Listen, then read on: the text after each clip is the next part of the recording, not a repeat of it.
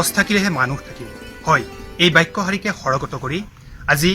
ছয়গাঁৱৰ গৰৈমাৰী স্বাস্থ্য কেন্দ্ৰৰ এই চৌহদত এগৰাকী বিশেষ ব্যক্তিয়ে এই মুহূৰ্তত পৰিৱেশিক ভাৰসাম্য ৰক্ষাৰ উদ্দেশ্যে বা পৰিৱেশটো আমাৰ সুন্দৰকৈ ৰখাৰ উদ্দেশ্যে গছপুলি ৰোপণ কৰিছে আৰু এই বৃক্ষৰোপণ তেওঁ ব্যক্তিগত প্ৰচেষ্টাৰে কৰিছে আৰু সম্পূৰ্ণৰূপে তেওঁ ব্যক্তিগত প্ৰচেষ্টাত আজি এই ছয়গাঁও অঞ্চলৰ বিভিন্ন প্ৰান্তৰ সমান্তৰালকৈ গৰৈমাৰী স্বাস্থ্য বিভাগৰ এই বা মেডিকেলৰ প্ৰাংগণত এই তেওঁ বৰ্তমান গছপুলি পোতাত বৃক্ষৰোপণত ব্যস্ত হৈ আছে আমি তেওঁৰ পৰা পোনে পোনে জানিবলৈ চেষ্টা কৰিছোঁ দাদা আপুনি বৰ্তমান এই গছপুলি বৃক্ষৰোপণত ব্যস্ত হৈ আছে আপুনি কি উদ্দেশ্য ৰাখি এই কামসমূহ কৰিছে হেৰি কি কৰিব মই পোনপ্ৰথমতে আপোনালোকক ধন্যবাদ জনাইছোঁ আপোনালোকে আজি এইখিনিয়ে মানে উপস্থাপন কৰিলে মোৰ কথাটো হৈছে যে গোটেই পৃথিৱীখনে মই সেউজীয়া হৈ থকাটো মই বিচাৰোঁ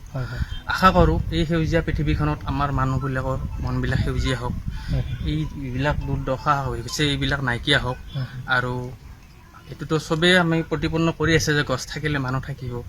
আমিও কেইটামান গছপুলি পুতি যদি আমাৰ স্বাস্থ্যকেন্দ্ৰখন তাত প্ৰাকৃতিক সৌন্দৰ্যতা আনিব পাৰোঁ সেই উদ্দেশ্যে মই আজি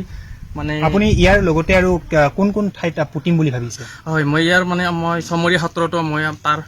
বিভাগীয় কৰ্তৃপক্ষৰ লগত মই মানে যোগাযোগ কৰিছোঁ সিহঁতে মোক খবৰ দিব খুব সোনকালতে আৰু আপোনাৰ এই শিলপুটা সত্ৰ তাতো মই মানে যোগাযোগ কৰিছোঁ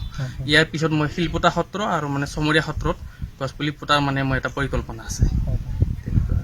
আপোনাক ধন্যবাদ জনাইছোঁ হয়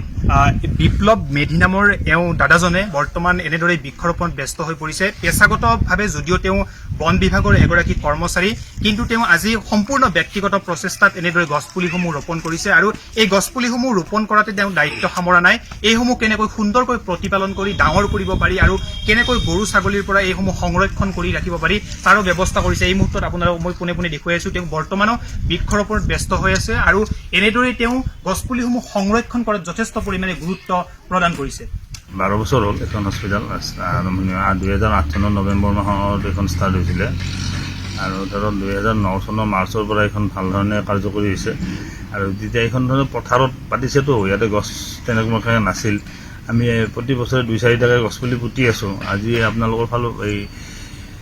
এখেতসকলৰ ফালৰ পৰা যিটো আমাক যিটো কৰিলে সেইটো আমি নথৈ আনন্দিত হৈছোঁ আমিও যথেষ্টখিনি সহায় কৰিছোঁ তেওঁলোকসকলক আৰু এনেকুৱা ধৰণৰ পাই থাকিলে এইটো ভাল লাগিব আৰু ND24